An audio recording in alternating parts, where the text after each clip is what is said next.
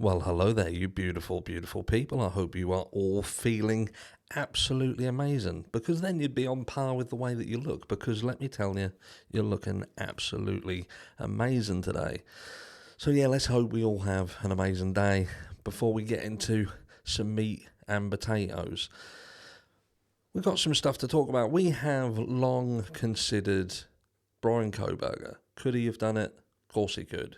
Did he do it? Who knows? There just hasn't been enough seen. That's my opinion. Some people have seen what there is to see, and they have made the conclusion that there is indeed enough. Some people have seen what there is to see and perhaps seen stuff that isn't really relevant, perhaps not even true, and made up their mind.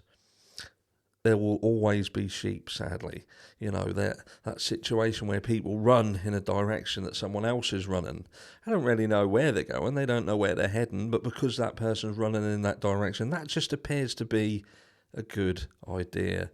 And who knows, eventually they might get lucky and they might have ran in the right direction, but that don't mean at this stage that running in that right direction is the right thing to do.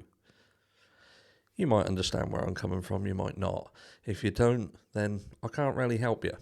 But anyway, let's just hope that you're lucky and I'm not so, because then there might have to be some other conversations had later on down the road. But anyway, we're talking about one of these situations that could have arisen if Brian Kohberger is indeed not the guy. Did that make sense? Is indeed not the guy?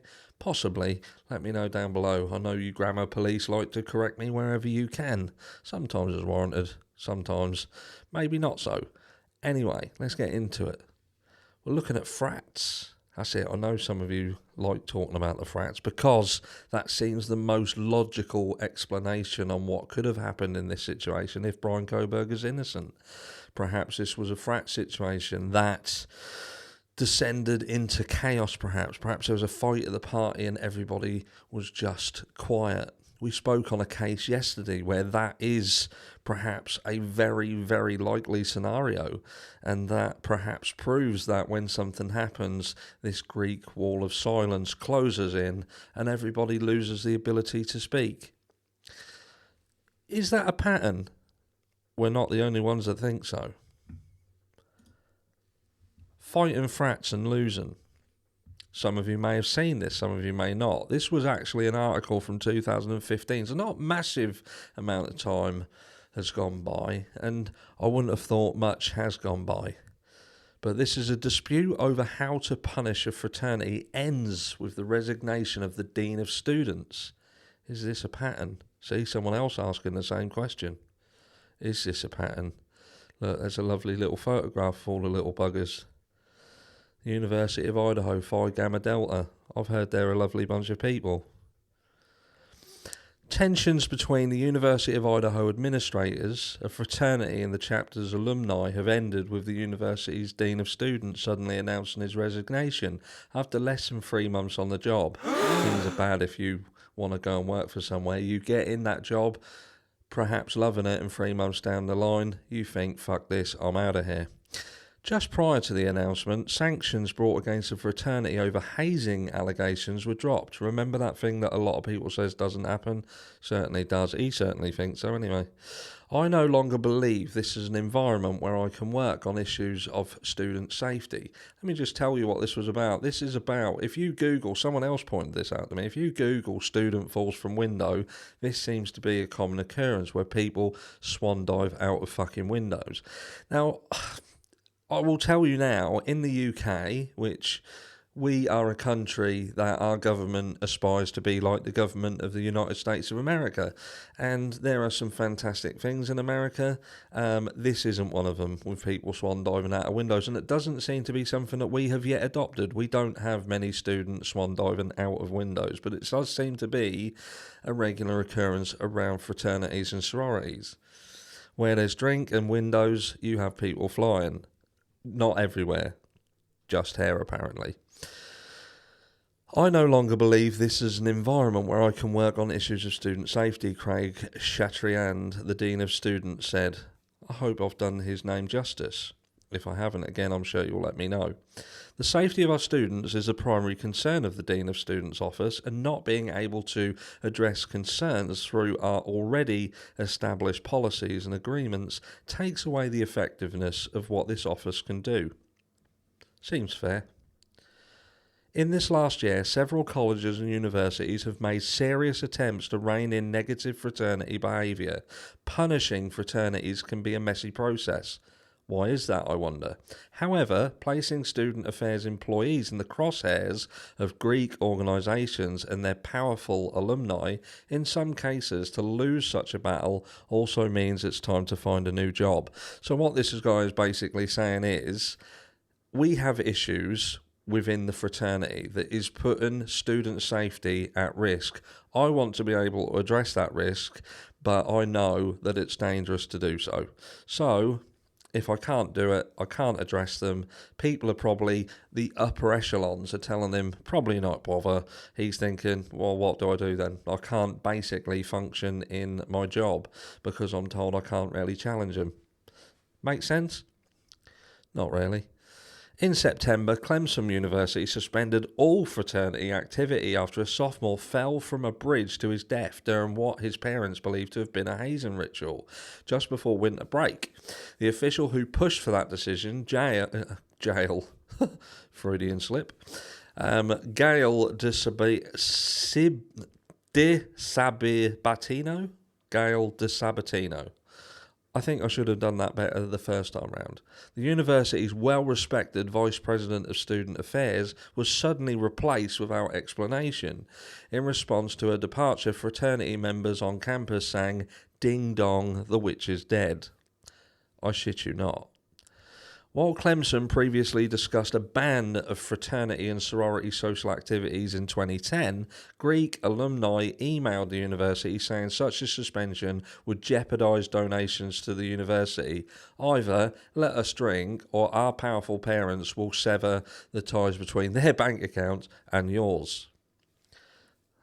Make sense? Some faculty and students had speculated that similar threats had been made leading to DeSabatino's departure, but Robin Denny, Clemson's Director of Media Relations, said those comments were unfortunate and uninformed. Greek alumni at Idaho have made similar threats over recent proposals to require first-year students to live in residence halls rather than Greek houses. Let us live where we want to, or that link will be severed.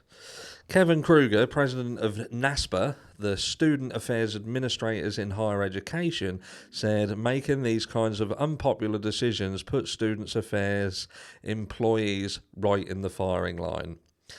No one's out to get fraternities, but administrators are doing what they think is best for students, Kruger said.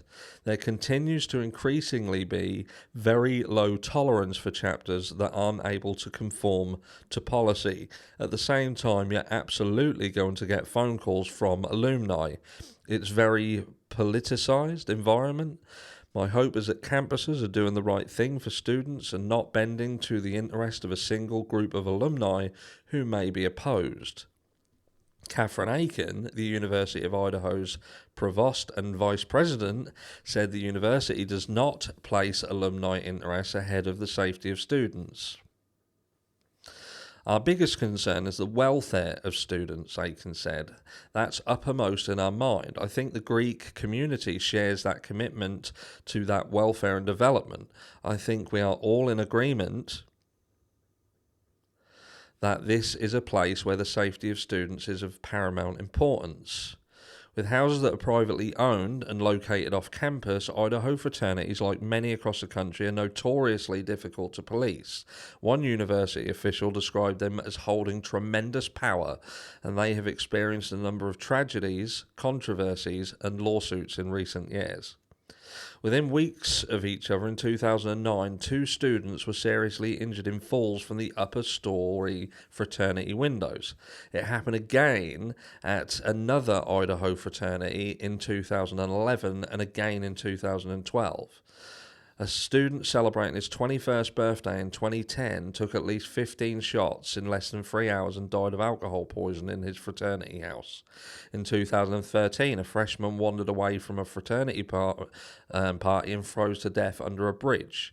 Later that year, a University of Idaho student was sentenced to 15 years in prison for raping another student in the bushes behind a fraternity house as a party continued inside. In February, the Dean of Students' office found the fraternity Phi Gamma Delta to be in violation of the university's hazing policies.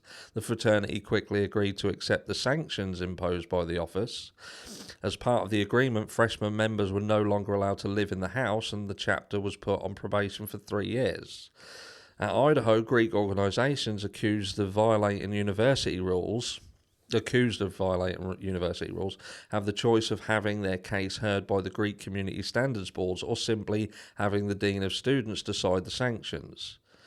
Phi Gamma Delta originally agreed to the latter, but the fraternity later changed its mind and asked instead for the case to be heard by the Greek Community Standards Board, a panel that is comprised nearly entirely of Greek students and alumni. The Standards Board rarely decides cases as serious as hazing, university's officials said. But after fraternity members said they thought the original process was unfair, Phi Gamma Delta was allowed to withdraw its acceptance of the sanctions. There are no rules saying hazing's allegations cannot be handled by the board. The decision also came after the Provost's office received several phone calls and emails from the Alumni's chapter. Aiken said the original investigation into the allegations still stand, but the Greek Community Standards Board will use that investigation to make recommendations about what they think transpired and what the appropriate sanctions are. She said she disagreed with the suggestion that the fraternity alumni directly influenced the decision. The University of Idaho has a long history of a vibrant Greek community, Aiken said. We are always interested in what our alumni are thinking and are open to them providing input on any topic, but ultimately the university is responsible for student welfare, not alumni. The University of Idaho would not allow any alumni to unduly influence any decision it makes, unless there's enough of that. John Bradbury, a lawyer for the fraternity, also denied that the fraternity's alumni had any outsized influence on how the university will sanction the chapter. Instead, Bradbury said the alumni just conveyed that they thought the case should have been handled by the Greek Community Standards Board from the start. The alumni don't run the university, the rules run the university, Bradbury said. Chatriand explained that he didn't think he was able to fulfill his job. We didn't think he fulfilled his job as it should have been fulfilled either. On social media this week, other students at Alumni reacted to the news with surprise and disappointed. While Chatriand had only been Dean of Students since January, he had worked at the University of Idaho for 5 years. I suspect this decision to leave wasn't easy and was one he felt was morally right. One recent graduate wrote on Facebook, I actually question why the administration didn't back him or support his opinion. I worry that the next Dean of Students will follow the direction of the administration with no question. After all, it is a good old boys club. So there you have it. What they're basically saying is the Greek system runs a college. Money runs a college.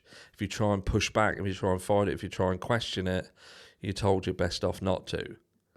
So in answer to the question, that old question as to whether if Brian Koberger isn't the person who did this, which at this stage he is entitled to the presumption of innocence until he is proven otherwise. Now if he is not proven otherwise, if there is a failure to prove otherwise, then we must start looking at alternatives. I'm not going to point the finger at anyone in particular, but we do know that things will happen around the night that this happened. And it does happen to involve people of said chapters. Now, could something have happened that spiraled into something that it never was intended to be? And if it did, is there a possibility that everybody lost the ability to talk about it? I think to say that that is 100% not the case would be very, very naive. Let me know what you think, and I'll catch you all in the next one.